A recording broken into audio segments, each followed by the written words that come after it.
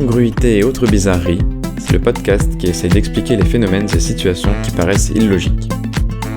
Un mot avec une orthographe particulière, des frontières géographiques qui ne font pas sens, un événement naturel qui ne respecte pas les lois de la physique, un paradoxe de notre vie quotidienne. Nous tentons d'y apporter un peu de lumière. Aujourd'hui, les pays jouant au rugby. Alors que la Coupe du monde masculine de rugby 2023 va bientôt commencer, regardons les pays qui vont y participer. France, Pays de Galles, Géorgie, Angleterre, Irlande, Écosse, Roumanie, Italie et Portugal pour l'Europe, Nouvelle-Zélande, Australie, Fidji, Samoa et Tonga pour l'Océanie, Japon pour l'Asie, Namibie et Afrique du Sud pour l'Afrique, Argentine, Uruguay et Chili pour l'Amérique. À noter que le Canada, les États-Unis d'Amérique, l'Espagne et la Corée du Sud ont été éliminés lors des qualifications. Cette répartition géographique des pays pratiquant le sport au ballon ovale paraît surprenante. Comment se fait-il que des grands pays sportifs comme le Mexique, l'Allemagne ou la Chine ne soient pas représentés ? Si l'on zoome un peu sur la France, la répartition des clubs est elle aussi surprenante. Les meilleurs clubs sont à Paris, dans le sud-est et le sud-ouest, et des grandes villes comme Marseille, Lille ou Nantes ne sont pas très performantes. Pour expliquer ces incongruités, remontons l'histoire du rugby. Le rugby aurait été inventé en 1823 dans l'université de la ville de Rugby en Angleterre. Puis il fut réellement codifié en 1846 dans la même ville, avec un premier championnat mis sur pied en 1871. Il se diffuse rapidement en Angleterre au sein des différentes universités, puis en Écosse, Édimbourg et Glasgow, au Pays de Galles, Newport, en Irlande, Trinity College de Dublin et Queen's College de Belfast. À leur retour dans leur ville natale, les anciens étudiants montèrent des équipes et des clubs, puis les fédérations s'organisèrent. Ce sport se répandit alors notamment dans les villes industrielles et minières, favorisant ainsi la mixité sociale et l'unité nationale derrière les équipes. À noter qu'en Irlande, le rugby est plutôt pratiqué par les loyalistes britanniques protestants, alors que les catholiques nationalistes préfèrent jouer au football gaélique. Le premier match international a eu lieu au stade d'Édimbourg entre l'Écosse et l'Angleterre, le 29 mars 1871. La première compétition internationale voit le jour en 1882 et consiste en l'affrontement annuel des 4 nations britanniques, auxquelles s'ajoute la France en 1910, puis l'Italie en 2000, pour constituer ce qui est aujourd'hui le tournoi des 6 nations. Pendant longtemps, les autres rencontres internationales se déroulent principalement sous la forme de tournées, c'est-à-dire qu'une sélection nationale voyage et joue une série de test matchs contre une ou plusieurs autres nations. La première édition de la Coupe du monde a eu lieu en 1987 et a été remportée par la Nouvelle-Zélande. Mais pour que ces rencontres internationales aient eu lieu, cela signifie que d'autres pays en dehors des îles britanniques se sont mis à jouer au rugby. Faisons un petit tour. En Australie, c'est d'abord à Sydney que les premières rencontres sportives s'effectuèrent, notamment entre émigrants britanniques, marins et soldats.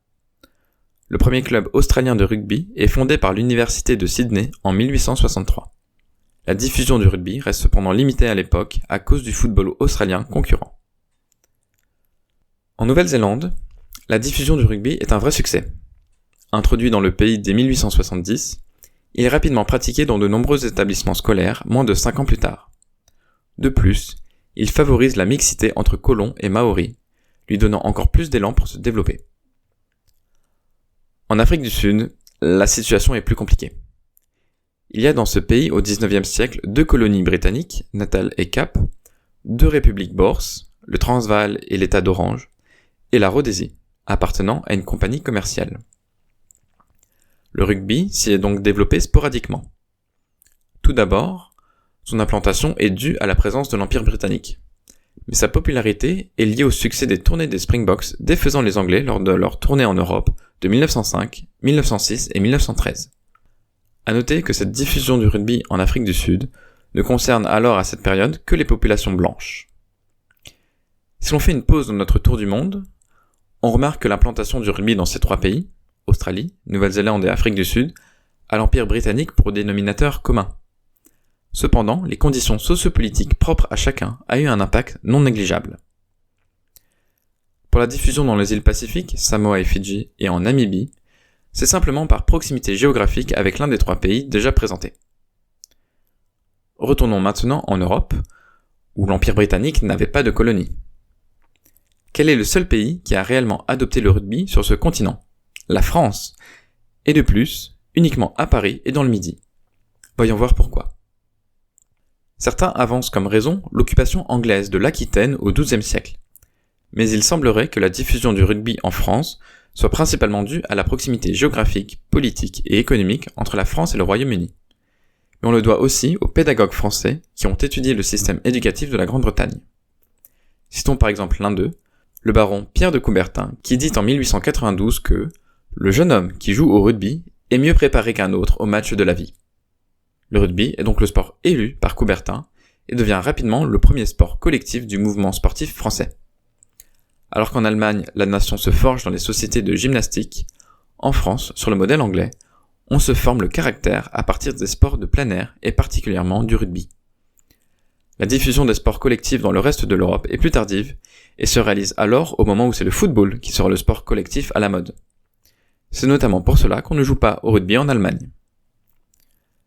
Maintenant que l'on sait pourquoi le rugby est présent en France, pourquoi est-ce le cas particulièrement dans le sud-ouest ?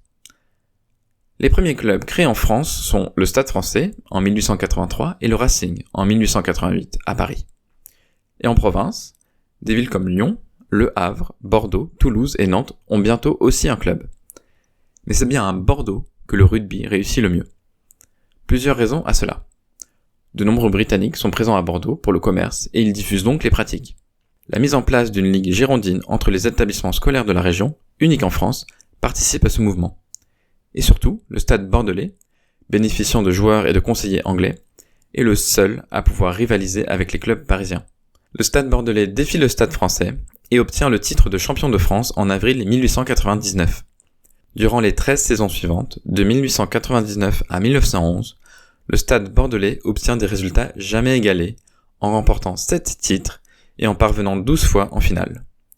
Les victoires aidant, les spectateurs sont de plus en plus nombreux, et même plus nombreux que les supporters parisiens. Le rugby devient alors le sport emblématique de la région face à Paris, et la frénésie du rugby contamine toute la région autour de Bordeaux, jusqu'à Bayonne et Toulouse. À l'arrivée du football quelques dizaines d'années plus tard, le rugby est détrôné dans de nombreuses régions où il n'était pas très implanté, mais le ballon ovale reste fort dans le Midi. Finissons notre tour du monde.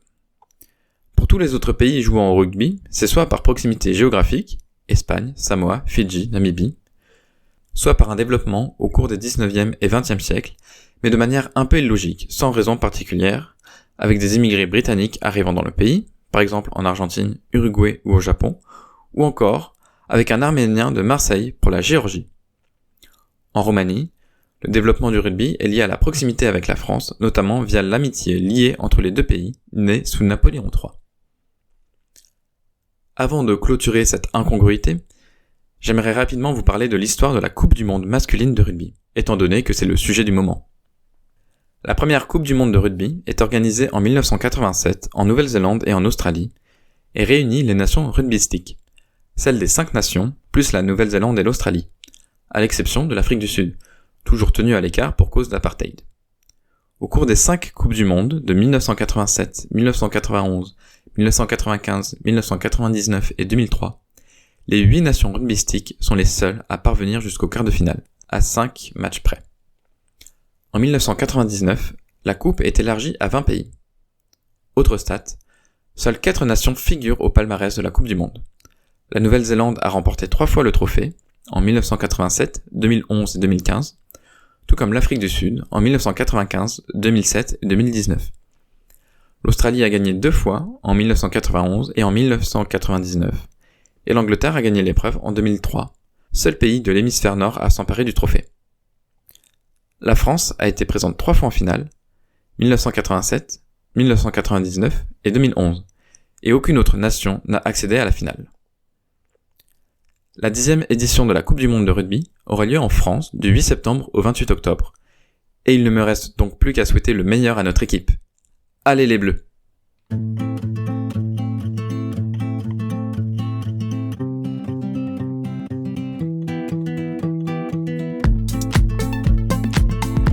Chers auditeurs, l'épisode de votre podcast Incongruité et autres bizarreries est maintenant fini. Vous pouvez retrouver tous les épisodes précédents sur votre plateforme d'écoute. N'hésitez pas à nous partager les incongruités que vous rencontrez dans votre vie. Elles feront peut-être l'objet d'un prochain épisode. À très bientôt.